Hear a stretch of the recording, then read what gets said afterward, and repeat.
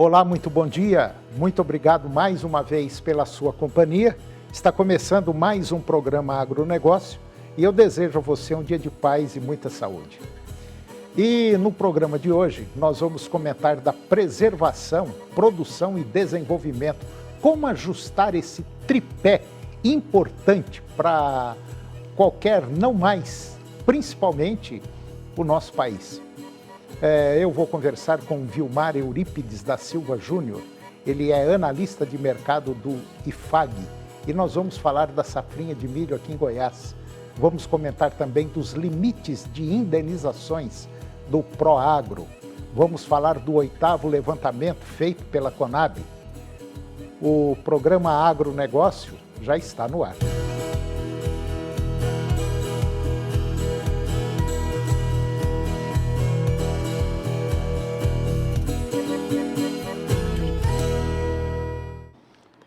Eu começo o programa de hoje falando de preservação, produção e desenvolvimento.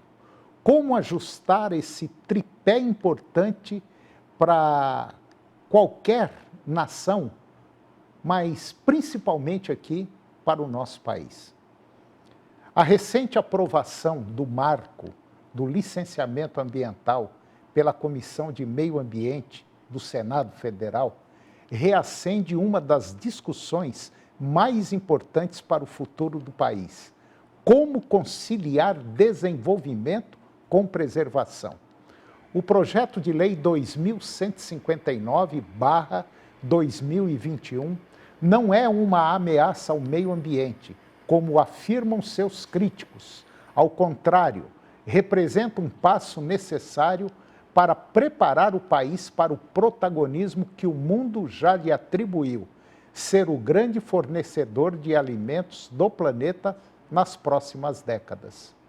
Segundo projeções da Organização das Nações Unidas para a Agricultura e Alimentação, a FAO, a produção de alimentos precisará crescer cerca de 60% até 2050 para atender a demanda mundial. E não há outro país com as condições naturais, tecnológicas e produtivas que o Brasil possui para liderar esse esforço. Afinal, temos água, condições climáticas, conhecimento técnico, produtores resilientes e uma agropecuária que, mesmo com adversidades, bate recordes ano após ano. O novo marco traz um caminho equilibrado.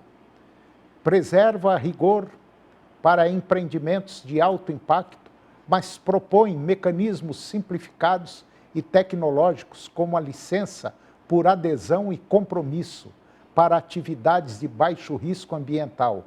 Estimula a transparência, a responsabilidade dos entes federativos e o respeito à legislação. E o mais importante, promove a sustentabilidade com gestão inteligente, não com ideologia, mas sim com muita resiliência. E agora vamos comentar dos limites de indenização do Proagro. Os efeitos de 7 resoluções do Conselho Monetário Nacional, com impactos vistos como negativos pela Frente Parlamentar da Agropecuária, FPA, ao Programa de Garantia da Atividade Agropecuária, Proagro, foram suspensos pela Comissão de Agricultura e Pecuária, Abastecimento e Desenvolvimento Rural da Câmara dos Deputados. O Proagro é um instrumento de apoio ao custeio de pequenos e médios produtores rurais afetados por eventos climáticos ou pragas. Segundo o relator, o deputado Tião Medeiros, que é lá do estado do Paraná, essas alterações promovidas pelo CMN comprometem a efetividade do programa e atingem diretamente os agricultores familiares. Entre as mudanças criticadas está a redução dos limites de indenização do Proagro mais, de R$ 22.000 para R$ 9.000 no caso de culturas temporárias e de R$ 40.000 para R$ 9.000 no caso de culturas permanentes. Para o relator, trata-se de um grave retrocesso na política de proteção de renda no campo. Essas alterações deixam o agricultor familiar sem alternativas para financiar as suas atividades.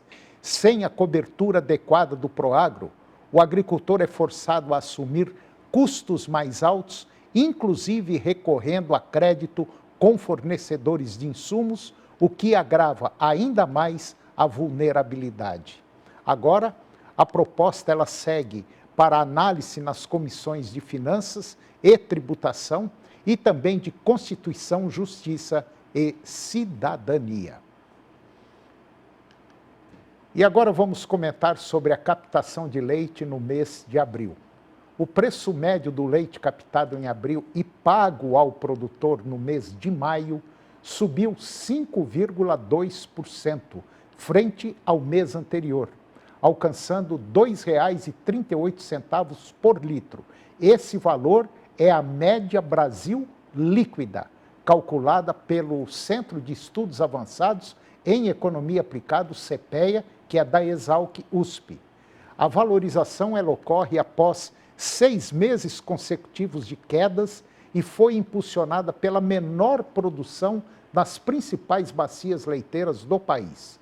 Segundo o boletim mensal do CEPEA, o índice de captação leiteira caiu 3,6% entre março e abril, com destaque para quedas em Goiás, que caiu 7,4%, Minas Gerais teve queda de 6,2% e São Paulo queda de 5,4%. A entre-safra nas regiões Sudeste e Centro-Oeste e os impactos climáticos, como o calor intenso e o déficit hídrico nos meses anteriores, comprometeram o desempenho das pastagens e, consequentemente, a oferta de leite. Além da queda na produção, o relatório aponta que a competição entre laticínios pela matéria-prima aumentou em abril, em parte devido pela recuperação na demanda por derivados. Os preços do leite UHT, aquele leite de caixinha, e também da mussarela, subiram 5,7% para o leite de caixinha, o UHT, e 2,8% para a mussarela.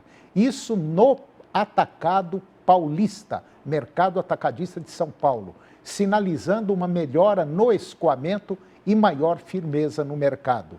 Apesar da recuperação no campo, o custo de produção também alcançou uma alta de 2,5% no custo operacional efetivo, que é o COE, da atividade no mês de abril, pressionado pelos preços do concentrado.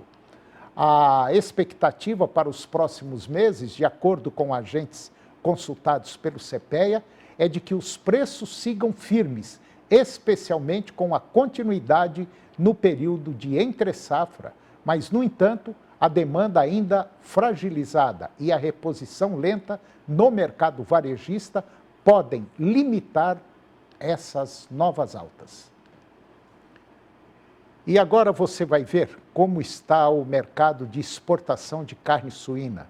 O Brasil alcançou o melhor desempenho da sua história nas exportações de carne suína para um primeiro trimestre, segundo o relatório da Global Pork Quarterly, ou seja, é um relatório mundial trimestral que é elaborado pelo Rabobank. De janeiro a março deste ano, o país embarcou 325 mil toneladas do produto, um aumento de 18% em relação ao mesmo período de 2024. A receita cresceu ainda mais, 33%, totalizando 777 milhões de dólares, mesmo com uma redução de 22% nas exportações para a China. O setor compensou a queda com a expansão em novos mercados.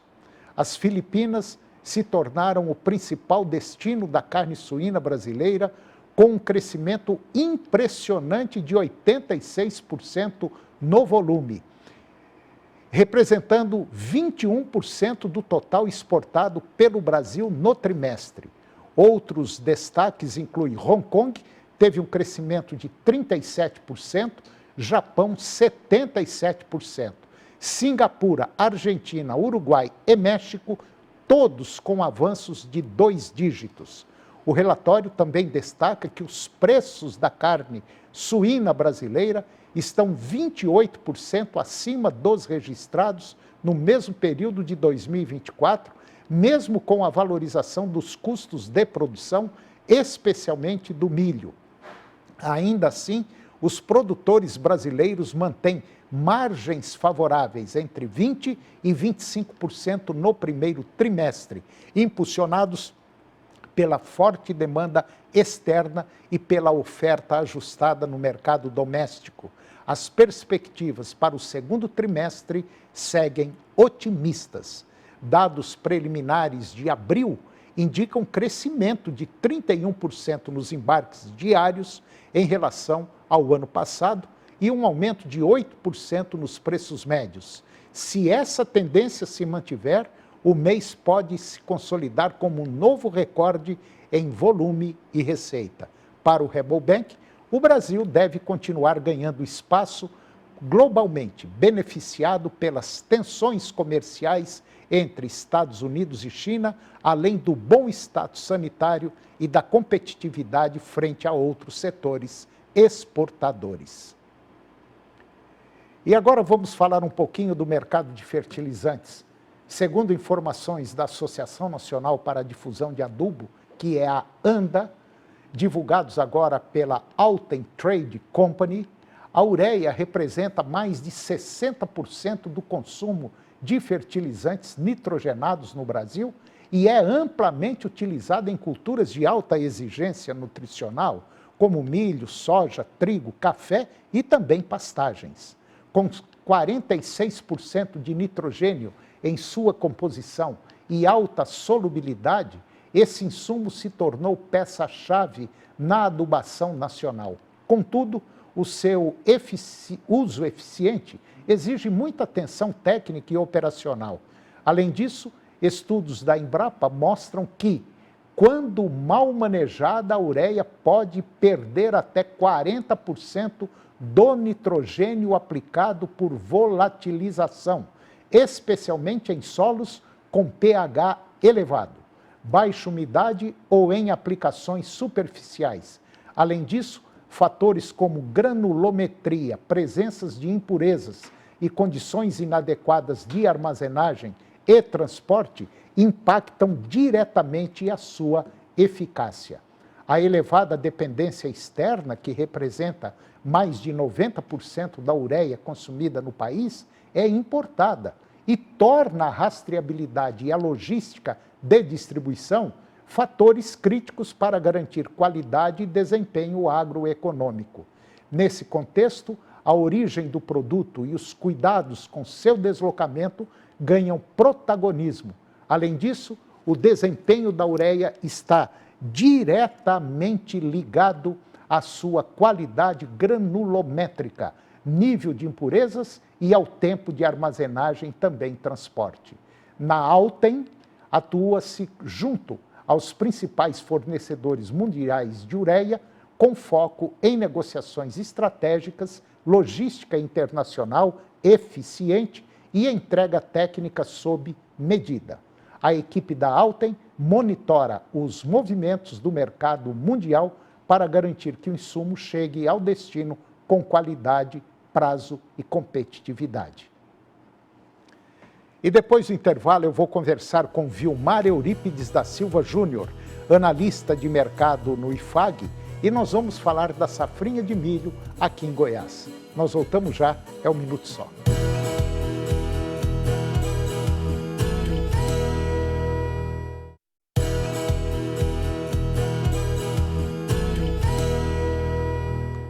Nós estamos de volta e agora nós vamos falar do 8º levantamento, que foi divulgado agora recentemente pela Conab, de acordo com dados que foram divulgados pela própria entidade. O consumo nacional de milho da safra 24-25 deve alcançar aí por volta de 89 milhões de toneladas. Um número representa uma revisão para cima frente à expectativa anterior, que foi puxada especialmente pela ampliação da produção de etanol à base do grão e cuja demanda tem crescido expressivamente. A estimativa consta do 8º levantamento da safra de grãos da Conab e sinaliza mudanças importantes no balanço de oferta e também de demanda. A maior disponibilidade de milho no mercado interno no segundo semestre deste ano tende a atender com folga tanto o consumo interno quanto os compromissos com o mercado externo. Apesar aí do aumento no consumo interno, as exportações foram mantidas em 34 milhões de toneladas e com isso os estoques finais da safra, vamos dizer assim, foram ajustados para 7 milhões e 100 mil toneladas, uma redução em relação às projeções anteriores. O número indica um equilíbrio mais apertado entre oferta e demanda, o que pode influenciar os preços no mercado interno. E agora eu vou conversar com Vilmar Eurípides da Silva Júnior. O Vilmar, ele é analista de mercado lá no IFAG e nós vamos falar da safrinha de milho aqui em Goiás, da situação do milho aqui em Goiás. Vilmar, muito bom dia, muito obrigado pela sua presença, é um prazer tê-lo aqui, tudo bem? Bom dia, Toninho, muito obrigado, estou bem demais, graças a Deus. Então tá bom. Ô Vilmar, nós sabemos aí que a situação do milho, não só aqui em Goiás, mas de maneira geral no Brasil, está vivendo aí momentos delicados, principalmente em relação a custo de produção, ao mercado tanto interno quanto externo. Esses conflitos que estão acontecendo no mundo atrapalham um pouco, vem o Trump, sobe o valor das taxas, vem a China, sobe, que é um grande comprador, enfim. É uma confusão aí que para administrar isso está tudo meio complicado, né? Demais da conta. A gente tem uma safra americana vindo num ritmo de plantio muito acelerado, né, que tende a impactar aqui nos nossos preços, né, tem condições da gripe aviária que podem vir a complicar um pouco, e o custo para o produtor está ficando cada vez mais apertado, né, ele está tendo que administrar cada vez mais esse custo de produção dele, tornar a propriedade dele uma empresa mesmo, né, para gerir cada centavo, literalmente. Hoje você citou uma palavra centavo. Hoje, cada centavo aí pode representar muita coisa. Há 5, 10 anos para trás, aí, não, vamos embora, e papapá, e estava vendendo e todo mundo comprando, e aquela... Bom, de repente, nós levamos uma paulada com condições climáticas, afetou muito o setor. Agora nós temos aí essa confusão em nível mundial, nós temos um aumento de custo de produção que vai ter muita gente, vai ter aí uma série de produtores que não vai cobrir o custo de produção. A colheita nossa já está para começar, lá no Mato Grosso já começou, e realmente está uma situação muito preocupante. Os centavos podem fazer a diferença. Concordo plenamente. Né? E saber a hora certa de estar investindo em cada cultura. Né? É verdade. Agora, nós temos aí uma situação, por um lado, até razoável, porque o nosso milho também está indo para o etanol, né? Isso está ajudando, né? Está ajudando a manter os preços mais estáveis, né? A demanda, ela vem crescente, né? Com os crescimentos ali das usinas de etanol, que ajudou a segurar ali, né? Para essa safra. Para essa safra, a gente tem preços um pouco melhores que o ano passado ainda, né? Só que, como o senhor comentou, o custo de produção ele ficou um pouco mais alto. Então, para o produtor continua um pouco complicado. Ô Vilmar, lá no IFAG, vocês têm assim uma ideia, uma previsão, ou assim, uma luz no fim do túnel em relação à próxima safra, 25, 26? O que vocês comentam lá sobre essa próxima safra? Principalmente sabendo que nós estamos vivendo aí uma economia complicada, o governo federal mexeu no Proagro, está metendo a tesoura, juro está alto, enfim. Olha, o cenário que a gente vê nesse momento, os custos de produção, eles estão tendendo ainda a ficar um pouco elevados. Então, mais uma vez, né, o produtor vai ter que ter muita atenção ali na gestão dele, para administrar Entendi. Esses problemas que vão acontecendo. Exatamente. Né? E o que a gente vê é que o produtor vem, às vezes, procurando outras alternativas para a safra, né? A gente tem, por exemplo, nessa safra um crescimento no girassol, em cerca de 20% aí sorgo também, né? De área, no sorgo. Então, são culturas, né, uma alternativa aí para o produtor que vai plantar ali no final da janela, né, correr menos risco. Tudo isso, a gente está cansado de falar aqui que o setor agro é uma empresa muito difícil de se lidar com ela. Primeiro porque ela não tem cobertura, é a céu aberto. A gente está sujeito a excesso de sol, de chuva, de vento, tudo isso prejudica a lavoura. Aí nós temos um mercado interno, uma economia fraca, a maioria da população sentindo os preços de produtos, isso faz com que o consumo caia, e nós temos um mercado externo que, apesar de ser comprador, está passando também por momentos complicados. E agora, para acabar de fechar o ciclo, nós temos aqui uma gripe aviária no Brasil, principalmente lá no Rio Grande do Sul. Espero que isso não cresça, não vá para outros estados, porque se for, vai ser o caos. E já tem alguns países já querendo voltar a comprar frango. Então, você que está nos acompanhando, só para ter uma ideia, quando eu já cansei de falar isso aqui também, quando você morde o peito de um frango, uma coxa de frango, um lombo suíno, você está mordendo milho e soja. Perfeito. Então a gente tem que torcer para todo mundo comer frango e comer carne de porco, né? Exatamente. Porque aí aumenta, melhora a situação do produtor rural, do agricultor que planta milho e soja. Exatamente. A gente vê aí o consumidor, né? Ele vai procurando cada vez mais essas proteínas aí mais baratas, né? Então, cada vez que ele prefere essas proteínas, o consumo do milho vai aumentando, né? A gente tem o consumo de frango aí subindo muito e vai impactando diretamente no consumo de milho, né? Que está ajudando para uma maior demanda interna nesse ano, além do etanol também. Né? Agora, a nossa produção de milho aqui em Goiás vai bater recorde? Olha, vai produzir muito? Sim, como o senhor no começo o senhor mencionou os dados da própria Conab ali, né? São estimados ali cerca de 11 milhões de toneladas só para Goiás. Então, a gente tem ali já cerca de 80% das lavouras já em fase de enchimento do grão, então estão bem salvas, né, praticamente. A gente tem ainda a expectativa de boa produção. Isso para Goiás é muita coisa, né? É um número bom, né? Sim, a gente está acima dos últimos anos aí, né? Agora, o custo de produção por hectare está o quê? Na casa de 4.700, 4.800? É mais ou menos nessa faixa aí? Sim, por aí. Quando a gente fala do custo operacional ali, né? É isso aí mesmo. Quer dizer, 4.800, 4.900 reais por hectare, vai dar aí por volta de uns 50 e poucos reais uma saca. Próximo disso um pouco. Próximo a isso, né? Então a gente já vê que com o valor da saca que a gente está hoje, a margem de lucro ali para o produtor está extremamente justa, pequena, né? Agora, qualquer diferença que você faça em qualquer produto que você utiliza na lavoura, 1 litro de óleo a mais no diesel, no trator, enfim, um monte de coisas que antes a gente não fazia questão, hoje tudo faz diferença no final do processo, né? Perfeito, perfeito. Ótima colocação do senhor.